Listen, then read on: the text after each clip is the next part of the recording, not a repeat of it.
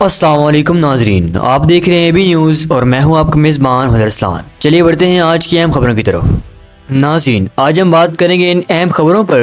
ایک طرف لاطینہ امریکہ میں امریکہ کا طاقتور بحری بیڑا، دوسری طرف افغانستان کی پاکستان کو کھلی دھمکی، اور آخر میں ہم بات کریں گے اسلام آباد دھماکے کے بعد پنجاب بھر میں ہائی الرٹ۔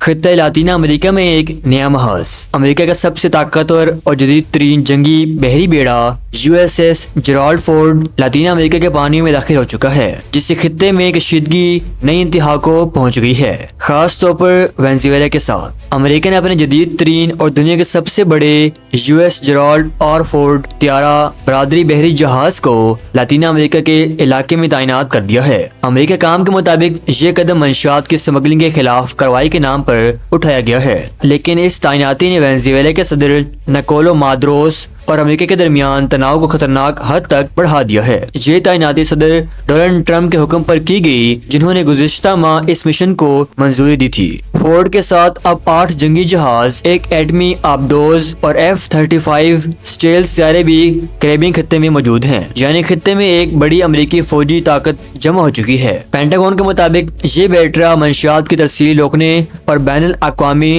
مجرمانوں گروہوں کے ڈھانچے کو تباہ کرنے کے لیے تعینات کیا گیا ہے۔ تاہم وینزویلا کا موقف بالکل مختلف ہے۔ صدر مادورو کا کہنا ہے کہ یہ تمام اقدامات دراصل انہیں اقتدار سے ہٹانے کی امریکی کوشش ہے۔ یاد ہے کہ واشنگٹن نے اگست میں مادورو کی گرفتاری میں مدد دینے والی کسی بھی اطلاع پر انعام $50 ملین تک بڑھا دیا تھا۔ امریکہ کا الزام ہے کہ مادورو منشیات کے کاروبار میں ملوث ہے، تاہم مادورو ان الزامات کو سختی سے مسترد کرتے ہیں۔ امریکی فوج نے اس سال اب تک 19 حملے کیے، جن میں مبینہ طور پر منشیات بردار کشتیوں کو نشانہ بنایا گیا۔ ان کارروائیوں میں کم از کم 76 افراد ہلاک ہوئے، مگر واشنگٹن نے اب تک کوئی واضح ثبوت فراہم نہیں کیا کہ وہ کشتیاں واقعی منشیات سمگلنگ میں ملوث تھی یا امریکہ کے لیے خطرہ تھی۔ جب امریکہ نے پہلی بار یو ایس ایس فورڈ کی تعیناتی کا اعلان کیا تھا تو صدر مادورو نے سخت رد عمل دیتے ہوئے کہا تھا کہ اگر امریکہ نے وینزویلا میں مداخلت کی تو ملک کے لاکھوں مرد اور عورتیں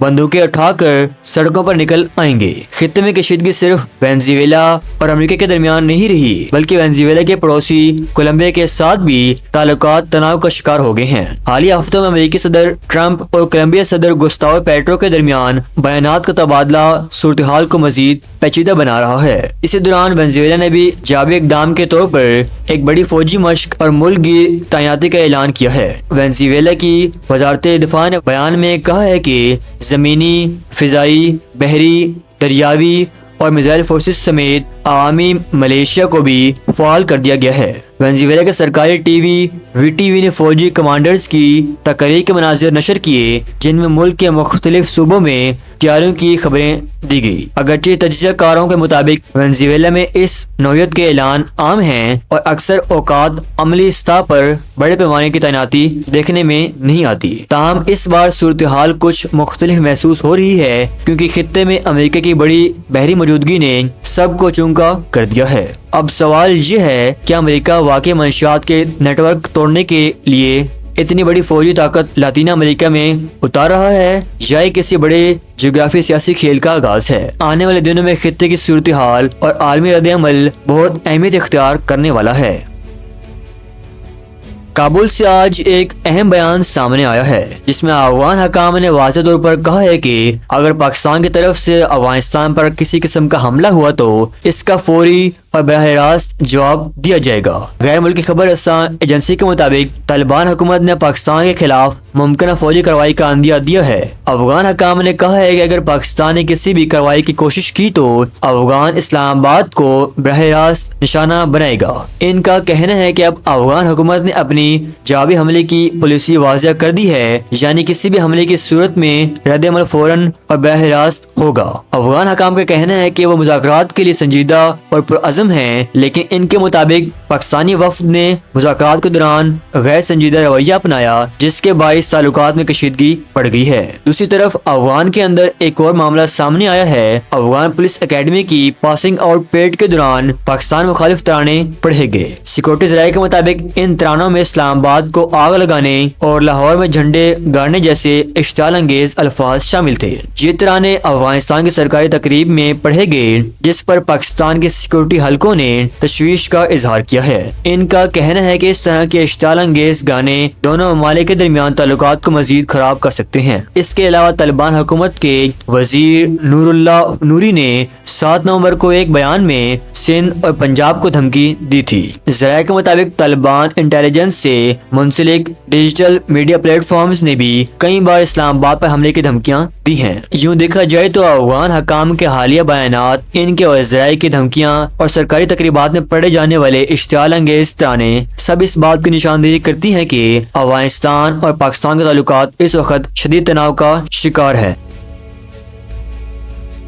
اسلام آباد میں ہونے والے خودکش دھماکے کے بعد پنجاب بھر میں سیکورٹی کو ہائی الرٹ کر دیا گیا ہے۔ لاہور کی سینٹرل پولیس آفس کی جانب سے منگل کے روز ایک نئی سیکورٹی ایڈوائزری جاری کی گئی ہے، جس میں صوبے بھر کے ججوں، عدالتوں اور وکلا کی تنظیموں کے لیے حفاظتی اقدامات مزید سخت کرنے کی ہدایت دی گئی ہے۔ اس ایڈوائزری میں لاہور کے capital city police officer, regional police افسران اور ضلعی پولیس افسران کو احکامات جاری کیے گئے ہیں کہ وہ عدالتی کمپلیکس، کورٹ رومز، ججوں کی رہائش گاہوں، بارز اور ججوں کی نقل و حرکت کے دوران سیکورٹی کو مزید مضبوط بنائے۔ سی پی او نے کہا ہے کہ یہ اقدامات انتہائی ضروری اور فوری ہیں۔ تمام ڈی پی اوز کو ہدایت کی گئی ہے کہ وہ اپنے اضلاع کی ڈسٹرکٹ اور سیشن ججز کے ساتھ فوری اجلاس کرے تاکہ عدالتی عمارتوں اور ججوں کی ذاتی سیکورٹی کے حوالے سے تفصیلی مشاورت ہو سکے۔ خاص طور پر ججوں کی آمد و رفت کے دوران مکمل سیکورٹی کو یقینی بنایا جا سکے۔ پنجاب کے انسپکٹر جنرل نے بھی ہدایت دی ہے کہ عدالتی عمارتوں اور بار ایسوسی ایشنز کے ارد گرد تجربہ کار پولیس اہلکار اور جدید آلہ تعینات کیے جائیں۔ مزید یہ کہ ججوں کے راستوں پر سرچ اور سویپنگ آپریشنز کیے جائیں تاکہ ان کی نقل و حرکت مکمل طور پر محفوظ رہے۔ سی پی او نے عدالتوں کی انٹری اور ایگزٹ پوائنٹس کے لیے بھی واضح ہدایت جاری کی ہے۔ حکم دیا گیا ہے کہ تمام عدالتوں میں روزانہ اور ہفتہ وار بنیاد پر سیکورٹی کا جائزہ لیا جائے گا اور ہر کورٹ روم کے اندر کارروائی کے دوران وردی میں پولیس اہلکار موجود ہو۔ مزید 12 عدالتوں میں انٹرو زون الارم، دراندازی کا الارم اور ڈائیورس الارم یعنی ہنگامی صورتحال کا الارم لگانے کی بھی ہدایت کی گئی ہے تاکہ کسی غیر مجاز شخص کے داخل ہونے کی فوری اطلاعات دی جا سکے۔ سی پی او نے ہتھیاروں سے متعلق پالیسی بھی واضح کی۔ عدالتوں کے احاطے میں صرف قانون نافذ کرنے والے اداروں کے اہلکاروں کو اسلحہ رکھنے کی منظوری ہوگی۔ اسی طرح سینئر جج کے اہل خانہ کی سیکورٹی بڑھانے کے احکامات بھی جاری کیے گئے ہیں۔ تمام اضلاع میں عدالتوں کے اندر کمانڈ اینڈ کنٹرول سینٹرز قائم کرنے کی ہدایت دی گئی ہے تاکہ سیکورٹی مانیٹرنگ مؤثر انداز میں کی جا سکے۔ یہ اقدامات اسلام آباد منگل کے روز ہونے والے خودکش دھماکے کے بعد اٹھائے گئے ہیں۔ یاد رہے کہ اسلام آباد کے باہر G11 علاقے میں ضلع عدالت کے باہر ہونے والے خودکش حملے میں 12 افراد جاں بحق اور 36 زخمی ہوئے تھے۔ وفاقی وزیر داخلہ محسن نقوی نے میڈیا سے گفتگو کرتے ہوئے بتایا کہ دھماکہ 12:39 پر ہوا۔ ان کے مطابق دہشت گردوں کے اس واقعے میں 12 قیمتی جانیں ضائع ہوئی اور متعدد افراد زخمی ہوئے۔ ادھر سندھ حکومت نے بھی سیکشن 144 میں مزید 1 ماہ کی توسیع کر دی ہے تاکہ امن و امان کی صورتحال کو برقرار رکھا جا سکے۔ یہ پابندی بنیادی طور پر عوامی امن اور سلامتی کے مفاد میں لگائی گئی تھی، جو اب مزید 1 مہینے کے لیے برقرار رہے گی۔ یہ تھی اب تک کی مکمل تفصیل۔ جیسے ہی مزید خبریں آئیں گی ہم آپ کو آگاہ کریں گے۔ ملتے ہیں اگلی خبر میں۔